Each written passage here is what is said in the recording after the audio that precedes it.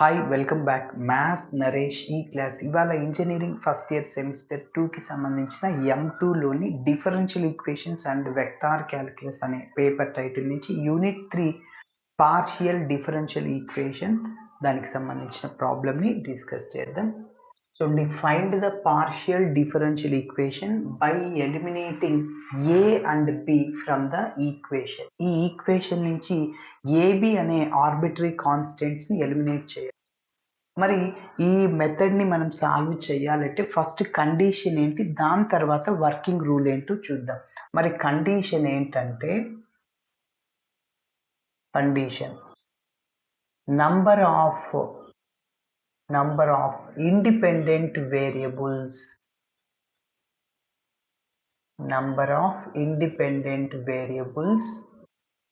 is equal to number of arbitrary constants. AC అంటే arbitrary constants. Okay, ఆ రెండు equal గా ఉంటే మనం ఈ ప్రొసీజర్ ని ఫాలో అవ్వచ్చు.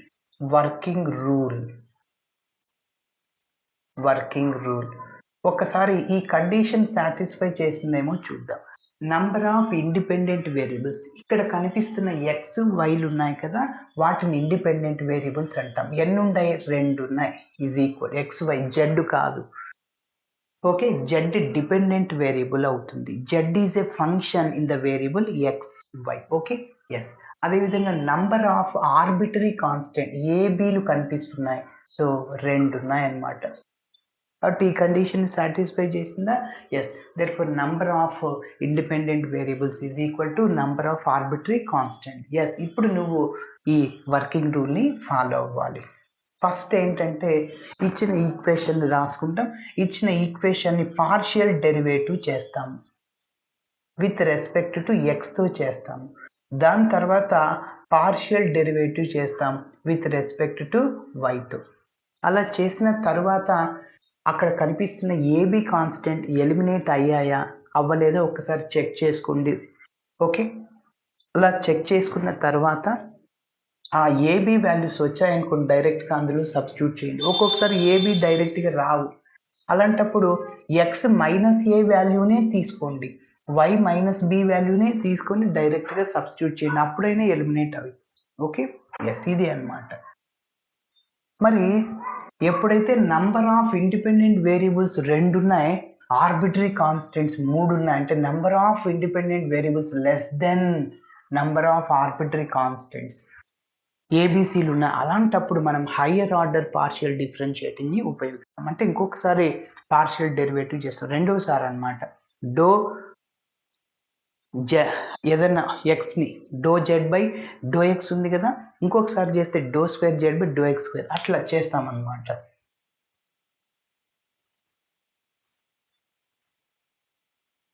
ఎస్, ఫస్ట్ ఇచ్చిన ఈక్వేషన్ రాస్తున్నాను. Given equation is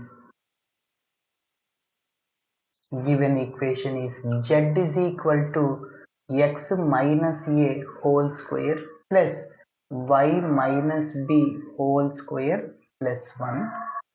So that is taking as 1, where a and b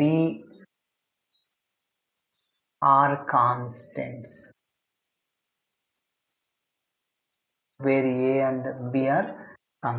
okay, ఇప్పుడు పార్షియల్ డెరివేటివ్ చేస్తాం ఎక్స్తో. నంబర్ 1ని పార్షియల్ డెరివేటివ్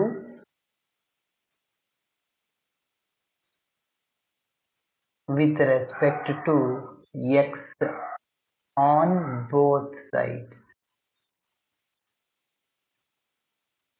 of equation 1.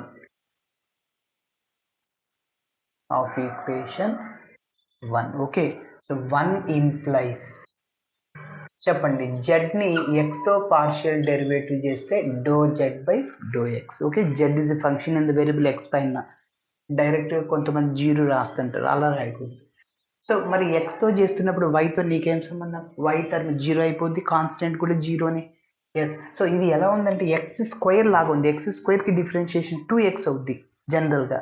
మరి దీన్ని ఎక్స్ లాగా అనుకుంటే ఎక్స్ మైనస్ ఏని, అప్పుడు inner derivative of x minus a is x derivative 1 constant derivative 0 just కాబట్టి చూడండి ఎక్స్ స్క్వేర్కి 2x లాగా రాయొచ్చు. Inner derivative of x minus a ఎక్స్కి 1 కాన్స్టెంట్ 0 అంటే 1 మైనస్ 0 అంటే 1 కాబట్టి no need to write.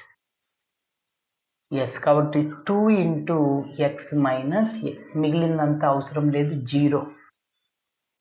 Yes ఈ యొక్క చాప్టర్లో do z by do x ప్లేస్లో మనం ఏం సబ్స్టిట్యూట్ చేయాలి, పీ సబ్స్టిట్యూట్ చేయాలి. Is equal to 2 into x minus A.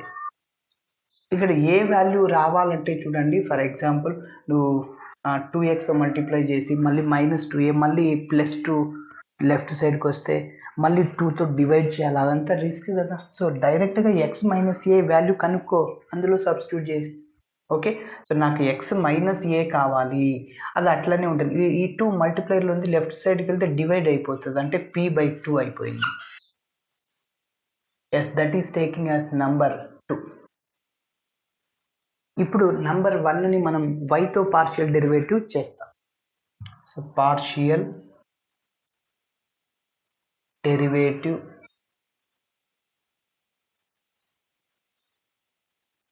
with respect to y on both sides of equation 1 okay. So 1 implies z ని y తో పార్షియల్ డెరివేటివ్ చేస్తే do z by do y. అదేవిధంగా నువ్వు వైతో చేస్తున్నప్పుడు X నీకు సంబంధం లేదు, 0 దాని value 0 constant derivative. So y minus b whole square again x స్క్వేర్కి 2 సంథింగ్ ఎక్స్ లాగా వస్తుంది. So 2 into y minus b again inner derivative of y minus b y derivative 1 constant derivative 0 1 minus 0 1. okay, so in this chapter we have to substitute dou z by dou y is equal to q is equal to 2 into y minus b. From this what we have to find y minus b. From this y minus b is equal to q by 2 q by 2. So that is taking as number 3. So ఎందుకంటే ఇక్కడ 2 మల్టిప్లైర్లు ఉంది, left side కింద divide అయిపోతుంది. So X minus ఏని y minus బిని డైరెక్ట్గా 1లో substitute చేసి simplification చేస్తాను.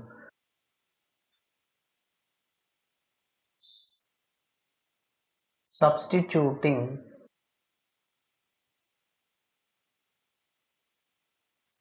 Equation 2 and 3 in equation 1.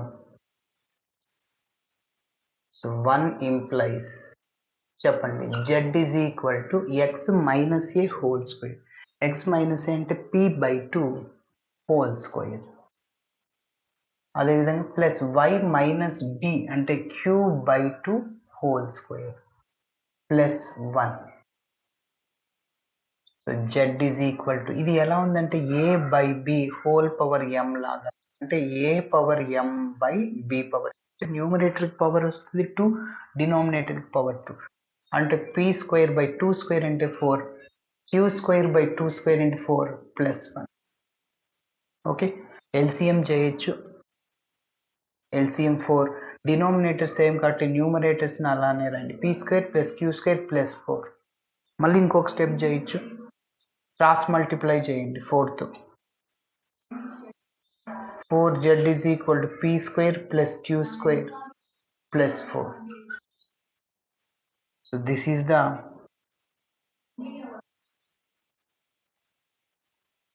required PDE. Okay, so ఇలా చేయాలి. మరి నెక్స్ట్ నేను ఇంకొక ప్రాబ్లమ్ని డిస్కస్ చేస్తున్నాను చూడండి. z is equal to ax cube plus by cube. Okay, so ఇక్కడ కూడా ఏబిని ఎలిమినేట్ చేయాలి. Given equation is z is equal to ax cube plus by cube, that is taking as number 1, where a and b are constants. ఆ point రాయాలి, where small a and small b are constants. ఇక్కడ కూడా మీరు observe చేస్తే number of independent variables 2 ఉన్నాయి, xy.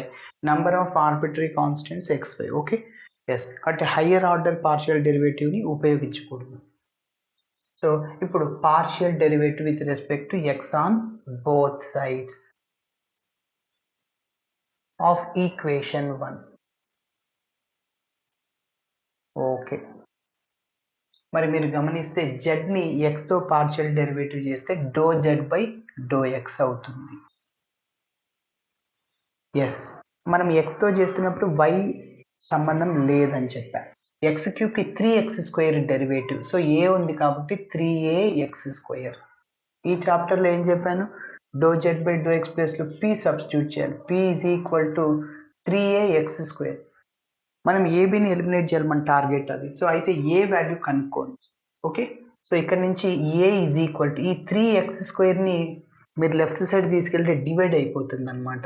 కాబట్టి a is equal to p by 3x².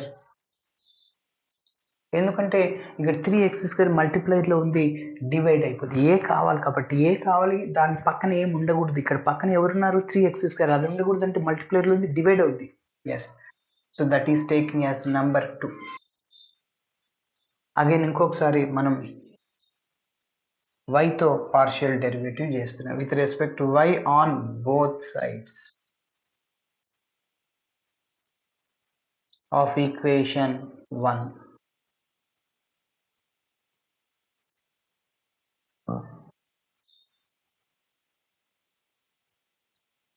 Yes, do z by do y is equal to, మనం వైతో partial డెరివేట్ చేస్తున్నప్పుడు X సంబంధం లేదు. వై క్యూబ్కి 3y² పక్కన బి ఉంది అంటే 3by². ఈ చాప్టర్లో ఏం చెప్పాను, డో జెడ్ బై డో వైని క్యూ అంటాం. సో ఇక్కడ నుంచి మనకేం కావాలి, బి కావాలి. ఓకేనా, బి కావాలి. ఈ 3y² మల్టిప్లైర్లో ఉంది, లెఫ్ట్ సైడ్కి వెళ్తే డివైడ్ అవుద్ది. So q by 3y². So that is taking as number 3. ఇంతకుముందు x minus a, x minus b అట్లా కనుక్కోవడం డైరెక్ట్గా అందులో చేసేసాం. ఇప్పుడు ఏ వాల్యూ సింపుల్గా వచ్చేసాయి కాబట్టి ఇలా చేసాం. సో ఏబిని ఇప్పుడు 1లో సబ్స్టిట్యూట్ చేసి సింప్లిఫికేషన్ చేస్తాం. Substituting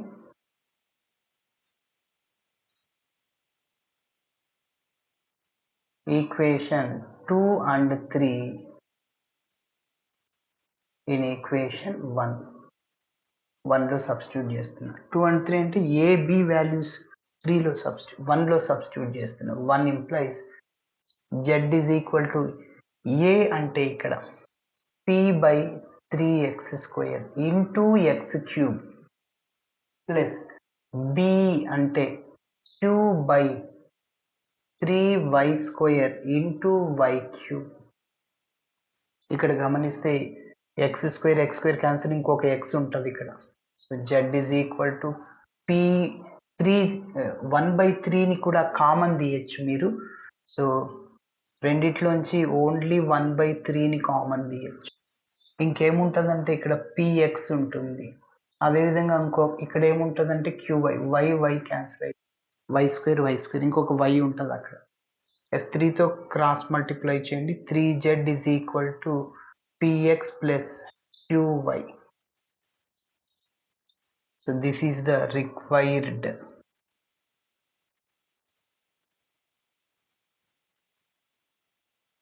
partial differential equation. Okay, ఇలా చేయాలి. Thanks for watching my video. నచ్చితే ఖచ్చితంగా మీ ఫ్రెండ్స్కి షేర్ చేయండి.